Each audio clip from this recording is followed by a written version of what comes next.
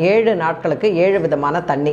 எப்படி காலையில் எழுந்த உடனே அந்த பானையில் தண்ணியை ஊற்றிட்டு ஒரு சின்ன துணி, ஒரு வெள்ளை துணி இருக்கு இல்லையா, ஒரு சின்ன வேஷ்டி துணியில் ஒரு சின்ன துணி எடுத்துக்கோங்க கிழிச்சி. அதில் துளியோண்டு பச்சை கற்பூரம், ஒரே ஒரு ஏலக்காவை மடித்து அது உள்ளர போடுங்க. அவ்வளோதான்.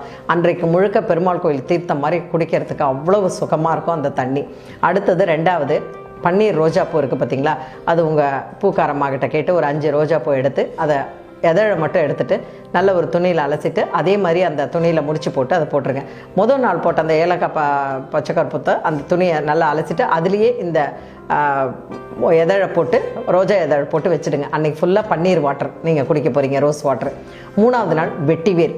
வெட்டிவேர் மட்டும் நீங்கள் யூஸ் பண்ணிங்கன்னா உலகத்திலேயே மிகச்சிறந்த அளவு உயிர் அணுக்களை கூடியது அந்த வெட்டிவேர்.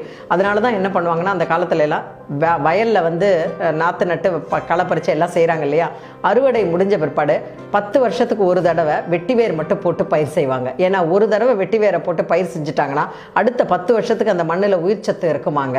அப்போனா அந்த வெட்டிவேரில் எவ்வளோ ஒரு தன்மை இருக்குது பாருங்கள். சும்மா ஒரு 10 ரூபாய்க்கு வெட்டிவேர் கேட்டிங்கனாலே இவ்வளோ கொடுப்பாங்க நாட்டு மருந்து கடையில். அதை வாங்கிட்டு வந்து கத்திரிக்கோலால் கட் பண்ணி ஒரு டப்பாவில் போட்டு வச்சுக்கோங்க. அதே வெள்ளை துணியில் அந்த வெட்டிவேரை போட்டு முடிச்சு போட்டு அது உள்ளார வச்சுக்கோங்க. அன்றைக்கி நாள் முழுக்க வெட்டிவேர் தண்ணியை நீங்கள் குடிக்கலாம். 4வது நாள் மிளகு ஜீரகம் இருக்குது பார்த்தீங்களா, அதை 1-2 பொடி பண்ணி அந்த துணியில் போட்டு கட்டி உள்ளே போட்டுடுங்க. ஒரு மாதிரி நல்ல ஒரு லைட்டு காரமான அந்த ஜீரக வாசனையோட அருமையான தண்ணி உங்களுக்கு கிடைக்கும் அடுத்த நாள்.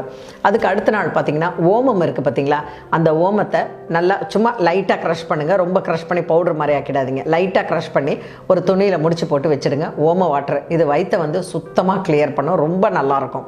இது அவ்வளவு நல்லது இந்த தண்ணி. அதே மாதிரி பார்த்திங்கன்னா 6வது நாள் ரொம்ப ரொம்ப நம்மளுடைய உடம்பும் மனசும் புத்துணர்வோடு இருக்கணும். நம்ம மனசு வந்து நல்லா இருக்கணும்.